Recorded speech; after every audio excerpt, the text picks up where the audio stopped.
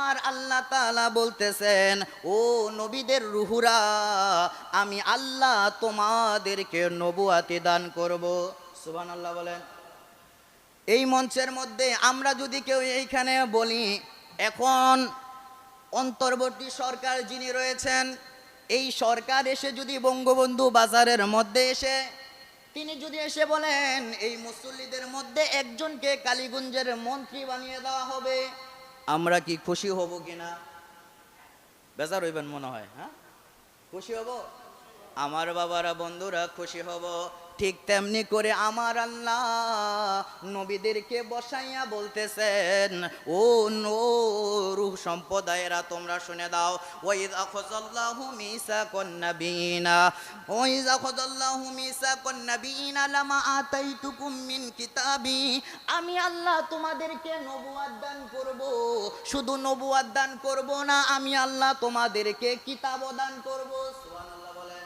আমার বাবারা, বন্ধুরা, মুসা আলাইহিস সালামকে ইনজিল কিতাব দিয়েছেন কি দেন নাই? হযরতে দাউদ আলাইহিস সালামকে জবুর কিতাব দিয়েছেন কি দেন নাই? হযরতে ঈসা আলাইহিস সালামকে ইনজিল কিতাব দিয়েছেন কি দেন নাই? এমনি করে আমার আল্লাহ 104 খানা কিতাব পৃথিবীর জমিনের মধ্যে আগমন করিয়েছেন। সুবহানাল্লাহ বলেন। বন্ধুরে আমার, বাবাজিরারে আমার, আল্লাহর কথা অনুযায়ী আমার আল্লাহ ওই সমাবেশের মধ্যে বলতেছেন, ও নবীদের রুহুরা, জমিনের মধ্যে তোমাদেরকে আমি আল্লাহ নবুয়াতি দান করব, মিন কিতাবিও, এবং তোমাদেরকে কিতাব দান করব। কিতাব দেবার পর এই কিতাব যেন তোমার উম্মতের মধ্যে তোমরা বুঝাইতে পারো, এই জন্য আমি আল্লাহ ওয়া হিকমাতিন, তোমাদেরকে প্রজ্ঞা জ্ঞান দান করব। সুবহানাল্লাহ বলে। কিতাব বুঝতে জ্ঞান লাগে, কি লাগে? কিতাব বুঝতে জ্ঞান লাগে। আর জ্ঞানের আরবি শব্দ হচ্ছে হিকমত। জ্ঞানের আরবি শব্দ কি? হিকমা। এই হিকমাকে জ্ঞান বলা হয়। আর আল্লাহ তাআলা বলতেছেন, আমি তোমাদেরকে নবুয়াতি দিব, নবুয়াতির পর কিতাব দিব, আর কিতাব দেওয়ার পর তোমাদেরকে জ্ঞান দেব। আর এই জ্ঞান দেওয়ার পর সুম্মা, অতঃপর জাআকুম রাসূলুম মুসাদ্দিকাল লিমা মাআকুম। সুবহানাল্লাহ বলেন। তোমাদেরকে এত কিছু দেওয়ার পর তোমাদের মাঝে এমন একজন রাসূল আগমন করবে, যে রাসূল সত্যায়নকারী হিসেবে পৃথিবীর জমিনের মধ্যে আসবে। ওই রাসূল যখন তোমাদের মাঝে আসবে, তোমাদেরকে যে নবুয়াতি দিলাম ওই নবুয়াতি বাত হয়ে যাবে। তোমাদেরকে যে কিতাব দিয়েছি ওই কিতাব বাত হয়ে যাবে। ওই মুহূর্তে যদি তোমাদের কাছে কোনো নবী এসে যায়, তোমরা তোমাদের নবুয়াতি কাজ বন্ধ করে দিয়ে ওই নবীর প্রতি ঈমান এনে ওই নবীকে তোমরা সহযোগিতা করবা। বলনা সুবহানাল্লাহ। ওই নবীকে কি করবা? সহযোগিতা করবা। কোন নবী? কোন রাসূল? সুম্মা জাআকুম রাসূলুম মুসাদ্দিকাল লিমা মাআকুম। বাবা আমার, বন্ধুরে আমার, আমরা যদি আদম আলাইহিস সালামের কালিমা দেখি, কি দেখি? আদম আলাইহিস সালামের কালিমা কি? লা ইলাহা ইল্লাল্লাহ আদম সফিউল্লাহ। আদম সফিউল্লাহ। এইখানে রসুল শব্দ আছে? হ্যাঁ। মুসার দিকে যদি তাকাই, লা ইলাহা ইল্লাল্লাহ মুসা কালিমুল্লাহ আছে? রসুল্লাহ শব্দ আছে? হযরতে সব নবীর কথা বলতে গেলে সময় আরো লেগে যাবে। যখন যদি লাস্টের যেই আমার নবীর আগে যেই নবীটা পৃথিবীতে এসেছেন, ওই নবীটার নাম হলো ঈসা নবী। কি নবী? ওই ঈসা নবীর উম্মতের কালেমা ছিলেন লা ইলাহা ইল্লাল্লাহ ঈসা রুহুল্লাহ। বলুন সুবহানাল্লাহ। আমার বাবারা, বন্ধুরা, আপনার আর আমার নবীর ব্যাপারে এসেছেন লা ইলাহা ইল্লাল্লাহ মুহাম্মাদুর রাসূলুল্লাহ। সুবহানাল্লাহ বলেন। লা ইলাহা ইল্লাল্লাহ মুহাম্মাদুর রাসূলুল্লাহ। এই রাসূল শব্দ দিয়ে আপনার নবী আমার নবীকে আমার আল্লাহ বুঝিয়েছেন। আর আমার আল্লাহ ওই রূহের জগতে এই মিলাদুন নবী, আমার নবী যে দুনিয়ার মধ্যে আগমন করবেন, এই আগমনের সুসংবাদ দিয়েছেন এবং নবীদেরকে সতর্ক করে দিয়েছেন, যখন আমার নবী আগমন করবে তোমাদের নবুয়াতি বাত হয়ে যাবে এবং তোমরা আমার নবীকে সহযোগিতা করবা। বলুন সুবহানাল্লাহ। যেই নবীর আগমন, মিলাদের আলোচনা আমার আল্লাহ রুহের জগতে করেছেন, আজকে আমি আর আপনি 1400 বছর পর ওই নবীকে পেয়ে একটু আনন্দ করতেছি, খুশি করতেছি, নিজেরা খুশি উদযাপন করে মিলাদুন নবীর আলোচনা করি, রাসূলের জীবন বৃত্তান্ত আলোচনা করি। এইটার ফতুয়া আসে বেদাত। নাউজুবিল্লাহ বলতেন না? এইটার ফতুয়া কি আসে? বেদাত। দাঁত হবে যে কোনটা আল্লাহই জানে, কথা বলেন ঠিক কিনা? দাঁত হবে যে কোনটা আল্লাহই জানে। আমরা এতটুকু বলবো, আল্লাহ পৃথিবীর মুসলমানদেরকে হেদায়েত দাও। কাদেরকে? মুসলমানদেরকে হেদায়েত দাও। কেন? কারণ মুসলমানদের জন্য আল্লাহ জান্নাত বানিয়েছেন। কার জন্য? কোন খ্রিস্টান, ইহুদি নাসারা, কোন কাফের বেঈমানের জন্য আমার আল্লাহ জান্নাত বানায় নাই। আজকে আপনি মুসলমান, আপনি চিন্তা করতেছেন আপনি জান্নাতের মালিক হবেন। আমি মুসলমান, আমি চিন্তা করতেছি জান্নাতের মালিক হব। কিন্তু আল্লাহ রাসূল বিদায় হজের ভাষণের মধ্যে বলে গিয়েছেন, বনি ইসরাইলের জামানায় দল হয়েছিল ৭২টা, আর আমি মুহাম্মদ সাল্লাল্লাহু আলাইহি সাল্লামের উম্মতের মধ্যে দল হয়ে যাবে ৭৩টা।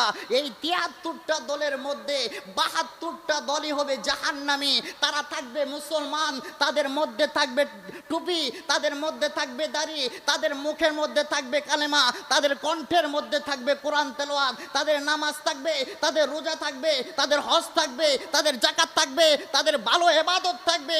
কিন্তু আমি রাসূল বলে গেলাম, ওই ৭২ দল যত ইবাদতই করুক না কেন তারা জাহান্নামী, তারা জাহান্নামী, তারা জাহান্নামী। সাহাবায়ে কেরাম বললেন, ইয়া রাসূলুল্লাহ, ইয়া হাবিবাল্লাহ, নবী গো, তাহলে কোন দলটা জান্নাতি? আল্লাহ রাসূল বললেন, ও সাহাবায়ে কেরাম শুনে নাও, যেই ব্যক্তিগুলো, যেই উম্মতগুলো আমি রাসূলকে মুহাব্বত করবে, আমার আহলে বায়াতদেরকে মুহাব্বত করবে, আমার সাহাবীদেরকে অনুসরণ করবে, বলুন সুবহানাল্লাহ, তারাই জান্নাত প্রাপ্ত, নাজাত প্রাপ্ত, নাজিয়া প্রাপ্ত দল। সাহাবায়ে কেরাম জিজ্ঞাসা করলেন, ইয়া রাসূলুল্লাহ, ওই দলটার নাম কি হবে? আল্লাহ রাসূল বলতেছেন, ওই দলটার নাম হবে আহলে সুন্নাত ওয়াল জামাত। সুবহানাল্লাহ বলেন। কি নাম হবে? আমরা বাংলাদেশের মধ্যে প্রসিদ্ধ একটা নাম আহলে সুন্নাত ওয়াল জামাত, কথা বলেন ঠিক কিনা? বাংলাদেশের মধ্যে প্রসিদ্ধ, কিন্তু এই আহলে সুন্নাত ওয়াল জামাত বাংলাদেশের মধ্যে নয়, গোটা বিশ্বের মধ্যে যত মুসলমান আছে সমস্ত মুসলমানেরা নিজেরা দাবি করে আমরা আহলে সুন্নাত ওয়াল জামাত, আমরা আহলে সুন্নাত ওয়াল জামাত। আমরা যাদেরকে ওহাবি বলি, কি বলি? ওহাবি যাদেরকে বলি, তারাও নিজেরা নিজেদেরকে আহলে সুন্নাত ওয়াল জামাত দাবি করে থাকেন। যাদেরকে আমরা লামাযাবি মনে করি, তারাও তাদেরকে নিজেদেরকে আহলে সুন্নাত ওয়াল জামাত মনে করেন। আমরা যে আহলে সুন্নাত ওয়াল জামাত দাবি করি, এখন তাদের কথা হলো আমরা নামে সুন্নি। আমরা কি? নামে সুন্নি, কামে না। কিন্তু তাদেরকে আমরা যা বলি, ওহাবি বলি, খারিজি বলি, রাফিজি বলি, তারা বলতেছেন আমাদেরকে তারা যাই বলুক না কেন, আমরাই হইলাম আসল সুন্নি। কি সুন্নি? আমরা আসল সুন্নি। এখন সুন্নি চিনা বড় দায় আছে কিনা, কথা বলেন? এখন আসল সুন্নি চিনতে হলে আপনি যেই জায়গায় থাকেন না কেন, আসল সুন্নি চিনতে হলে দুইটা জিনিস লাগবে। একটা হলো রাসূলের মুহাব্বত, দুইটা হলো রাসূলের পরিবারের প্রতি, আহলে বায়াতের প্রতি এবং সাহাবীদের প্রতি মুহাব্বত এবং তাদের অনুসরণ, বলুন সুবহানাল্লাহ। এই দুইটা জিনিস যার মধ্যে থাকবেন সেই প্রকৃত পক্ষের সুন্নি। সেই কি প্রকৃত পক্ষের সুন্নি? এখন সুন্নি সবাই দাবি করলে তাদেরকে কি মাথার মধ্যে বাড়ি দেওয়া যাব? মাথার মধ্যে বাড়ি দেওয়া যাইব না। এখন যারাই সুন্নি দাবি করো, তোমাদেরকে অনুরোধ থাকবে, রাসূলের প্রতি মুহাব্বত করতে হলে রাসূল যেই জায়গায় দুনিয়ার মধ্যে আগমন করেছেন, এটা গোটা উম্মতের জন্য নয়, এটা গোটা সৃষ্টি জগতের জন্য খুশির দিন, কথা বলেন ঠিক কিনা? আর এই খুশির দিনে আজকে ওই 12ই রবিউল আউয়াল কসবার জমিনের মধ্যে মানুষ মেরে ফেলেছেন। কি করেছেন? মিছিলের মধ্যে আঘাত করে শহীদ করে দিয়েছেন। ওই ব্রাহ্মণবাড়িয়ার জমিনের মধ্যে এখনো পর্যন্ত মারামারি চলতেছে ঈদে মিলাদুন নবীর মিছিল নিয়ে। কি নিয়া? বাবা, আমরা এতদিন দেখছি রাজনীতি নিয়ে মারামারি। কি নিয়া? কথা বলেন। রাজনীতি নিয়ে মারামারি। আপনি ধর্মের মধ্যে একটা জিনিস পালন করতে পারেন, আমি আরেকটা জিনিস পালন করতে পারি। আপনারটা আপনি করবেন, আমারটা আমি করব। আপনার তো কোনো প্রয়োজন নাই আমার ঘরের মধ্যে এসে আপনি আগুন দেওয়া, আমার তো প্রয়োজন নাই আপনার ঘরের মধ্যে গিয়ে আগুন দেওয়া। কারণ আল্লাহ যেই জায়গায় সূরা কাফিরুনের মধ্যে বলেছেন, লাকুম দীনুকুম ওয়ালিয়া দিন, যার যার ধর্ম সে পালন করবে, এর মধ্যে কোনো জবরদস্তি চলবে না। যেই জায়গায় অন্য ধর্মেকে আমরা কোনো হুমকার দেওয়ার মতন ক্ষমতা রাখি না, আল্লাহ নিষেধ করেছেন। আর এই জায়গার মধ্যে আপনিও মুসলমান দাবি করতেছেন, আমিও মুসলমান দাবি করতেছেন। আপনি যেই আল্লাহকে সেজদা দিচ্ছেন, আমিও ওই আল্লাহকে সেজদা দিচ্ছি।